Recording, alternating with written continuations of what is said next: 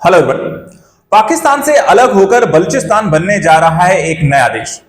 हाल फिलहाल के अगर कुछ घटनाओं पर नजर डालें तो कुछ ऐसा ही होता हुआ दिखाई देता है। जब बलूचिस्तान लिबरेशन आर्मी के द्वारा जाफर एक्सप्रेस को हाईजैक किया गया और दूसरी एक घटना में बीएलए के द्वारा ही पाकिस्तानी सेना पर हमला किया जा रहा। ये दो घटनाएं दिखाती हैं कि न सिर्फ यहां पे बलूचिस्तान के लोग बल्कि पूरा बलूचिस्तान यहां पर पाकिस्तान से अलग होना चाहता है और एक नए देश के रूप में यहां अपने आप को देखता है। इस कहानी की जो शुरुआत है वो 1947 में ही हो चुकी थी, जब ब्रिटिशों ने भारत और पाकिस्तान को दो अलग देश के रूप में मान्यता दी और साथ ही देशी रियासतों को यह ऑप्शन दिया कि वो या तो स्वतंत्र रह सकते हैं या भारत और पाकिस्तान में से किसी एक देश में शामिल हो सकते हैं। बलूचिस्तान ने अपने आप को एक स्वतंत्र देश के रूप में मान्यता देने की बात कही थी, लेकिन वो दूसरे एक ऑप्शन में भारत में भी शामिल होना चाहता था। लेकिन उसके बावजूद किस तरीके से बलूचिस्तान पाकिस्तान का हिस्सा बन जाता है और आज वर्तमान समय में आजादी की मांग बलूचिस्तान में क्यों इतनी ज्यादा बढ़ गई है, आज इस वीडियो एनालिसिस के माध्यम से हम समझने का प्रयास करेंगे।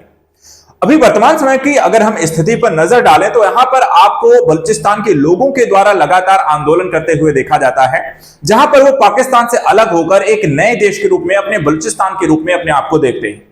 और यहां की एक संस्था है बलूचिस्तान लिबरेशन आर्मी, जो लगातार इस तरीके से एक हिंसक घटनाएं भी आपको अंजाम देती है। इसी दृष्टिकोण से जो सबसे पहली अभी हाल फिलहाल की घटना हमने देखी, जो काफी न्यूज और चर्चा का विषय भी रही, कि बलूचिस्तान लिबरेशन आर्मी की बीएलए ने जाफर एक्सप्रेस को हाईजैक कर लिया था और उसकी इसने जिम्मेदारी भी ली थी। और यह कहानी भी कहीं ना कहीं बलूचिस्तान के एक अलग देश के रूप में मान्यता देने, वहां पर व्याप्त असंतोष और उग्रवाद से इस घटना को जोड़ता है। अब आइए समझते हैं ये जो बलूचिस्तान का एरिया है ये कैसा है, ये क्षेत्र क्यों पाकिस्तान से अलग होना चाहता है, यहां पर रहने वाले लोग कैसे हैं और साथ ही पाकिस्तान और बलूचिस्तान में किस तरीके के मतभेद और असंतोष हैं। सबसे पहले अगर हम बलूचिस्तान को समझते हैं, ये एरिया कहां पड़ता है वो जानिएगा। देखिए, जो बलूचिस्तान का क्षेत्र है वो आपको मैप में कुछ ऐसा दिखाई देगा। पाकिस्तान में टोटल अगर आप देखें, ये पूरा जो पाकिस्तान का एरिया है या हम कह सकते हैं मैप है, जिसमें 4 क्षेत्र हैं। ये क्षेत्र है आपका बलूचिस्तान का, जो कि पाकिस्तान से अलग होकर अपने आप को एक नए देश के रूप में देखता है। इसके अलावा सिंध, पंजाब और खैबर पख्तूनख्वा जो है सबसे बड़े इलाके हैं पाकिस्तान में। और अगर हम देखें जो बलूचिस्तान का है, टोटल इन 4 क्षेत्रों में जो बलूचिस्तान है वो सबसे बड़ा है, लेकिन सबसे कम जनसंख्या वाला क्षेत्र है। निर्जाति जो समूह है, बलूच हैं, ब्राहुई हैं और साथ ही यहां पे पश्तून लोग हैं। इस क्षेत्र में अगर हम देखें, तेल और गैस के साथ साथ सोने और तांबे जैसे यहां पर आपके भंडार हैं। और ये जो पूरा क्षेत्र है, देश के अन्य क्षेत्रों की तुलना में यहां पे आर्थिक विकास जो है काफी होना चाहिए था, लेकिन ऐसा यहां पर क्षेत्र में दिखाई नहीं देता है।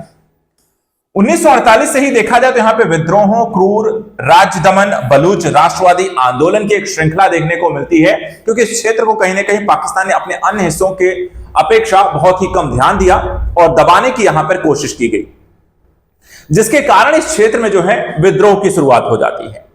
विद्रोह की शुरुआत जो है 1947 में, जैसे हमने कहा कि कहानी की शुरुआत जो है 1947 से ही होती है। बलूचिस्तान का विभाजन होता है और इस क्षेत्र में 4 रियासतें आपको देखने को मिलती हैं। एक है कलात, खरान, लास बेला और मकरान। ये बलूचिस्तान में हम देखते हैं, यह है आपका खरान, यह है कलात, यह है आपका लास बेला और यह है आपका मकरान। अब इसमें से अगर हम देखें तो विभाजन के दौरान खरान, लास बेला और मकरान जो है पाकिस्तान में शामिल होने का विकल्प चुनते हैं, लेकिन ये जो कलात का पूरा एरिया है, ये जो आप बीचों बीच एरिया यहां पर आप देखते हैं, इस एरिया ने कहा कि हम स्वतंत्रता का विकल्प यहां पर चुनेंगे, यानी एक अलग देश के रूप में अपने आप को मान्यता देंगे।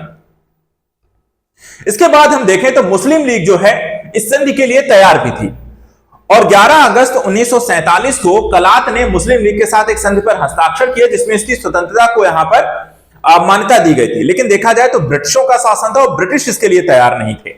मान्यता के बावजूद अंग्रेजों ने ज्ञापन जारी किया और कहा कि कलात के खान अंतरराष्ट्रीय जिम्मेदारियों के लिए तैयार नहीं है। और उसके पश्चात अगर हम देखें तो जो मोहम्मद अली जिन्ना थे, मुस्लिम लीग जो थी, उन्होंने भी इस बात को स्वीकार करते हुए पाकिस्तानी जो सेना था उसको कार्रवाई के लिए भेज देते हैं। 26 मार्च 1948 को पाकिस्तानी जो सेना होती है वो बलूच तटीय क्षेत्रों यानी कि पसनी, जिवानी, तुर्बत में यहां पर चली जाती है।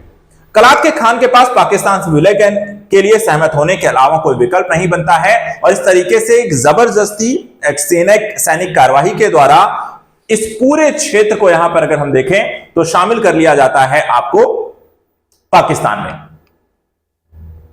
लेकिन इस तरीके से शामिल किया जाना कहीं ना कहीं बलूच लोगों को पसंद नहीं आता है और एक बलपूर्वक जो एकीकरण की गई, इससे पाकिस्तान में विलय तो जरूर हो जाता है, लेकिन बलूच लोगों में इसके कारण असंतोष की स्थिति उत्पन्न होती है और प्रतिरोध उत्पन्न होता है। कई राष्ट्रवादियों ने इस एकीकरण को स्वायत्तता और सांस्कृतिक पहचान के साथ विश्वासघात के रूप में भी देखा और शुरू होता है विद्रोह का दौर पाकिस्तान में।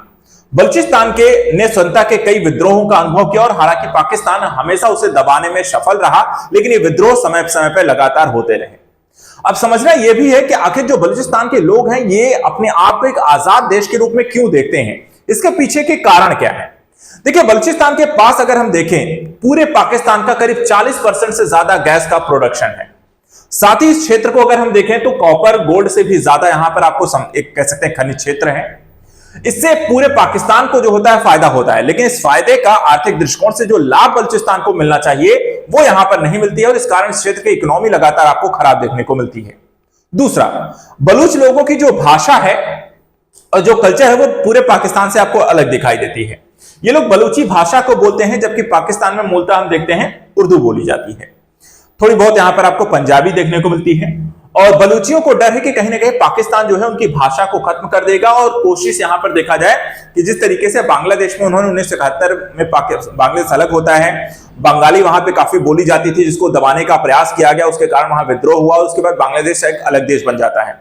कुछ ऐसा ही डर यहां पे कहीं ना कहीं बलूचिस्तान के लोगों को भी है।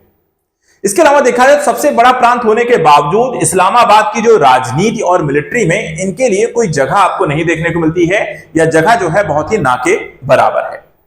पाक जो सरकार है बलूच ह्यूमन राइट्स को खत्म करने का आरोप लगाती है और बलूचिस्तान के सपोर्टर अक्सर गायब हो जाते हैं या फिर एक्स्ट्रा जुडिशियल किलिंग में उन्हें मार दिया जाता है और इस तरीके से लगातार उनकी आवाज को दबाने का प्रयास किया जाता है। इसके कारण हम देखें तो एक कहते हैं बलूचिस्तान लिबरेशन आर्मी का गठन हुआ और वो लगातार देखा जाए इस राष्ट्रवादी आंदोलन यानी बलूचिस्तान को आजाद कराने के लिए यहां पे लगातार हमले भी करता है, जिसका भी हाल ही में हमने कुछ घटनाओं को देखा। बीएलए के बारे में यहां पे ध्यान रखें। बीएलए एक बलूच जातीय राष्ट्रवादी समूह है जो 2000 के दशक में बलूचिस्तान की स्वतंत्रता प्राप्त करने के उद्देश्य उभरता है और पाकिस्तान ने 2006 में इस संगठन पर प्रतिबंध लगा दिया। संयुक्त राज्य अमेरिका के द्वारा 2019 में एक वैश्विक आतंकवादी संगठन के तौर पे इसको घोषित कर दिया है। तो वर्तमान समय में पाकिस्तान से अलग होकर बलूचिस्तान एक देश के रूप में जो यहां पे चाहता है, उसके पीछे उसका पूरा एक यहां पर असंतोष और बलपूर्वक एकीकरण का इतिहास रहा है। उनकी वर्तमान सांस्कृतिक पहचान के खोने का डर भी शामिल है और उनके आर्थिक विकास न हो पाने की विफलता भी शामिल है। फिलहाल आज के सत्र में इतना ही। ऐसे ही इंपॉर्टेंट करंट एंड न्यूज के लिए आप हमारे साथ लगातार जुड़े रहें। फिलहाल आज के लिए इतना ही। Thanks so much and good luck.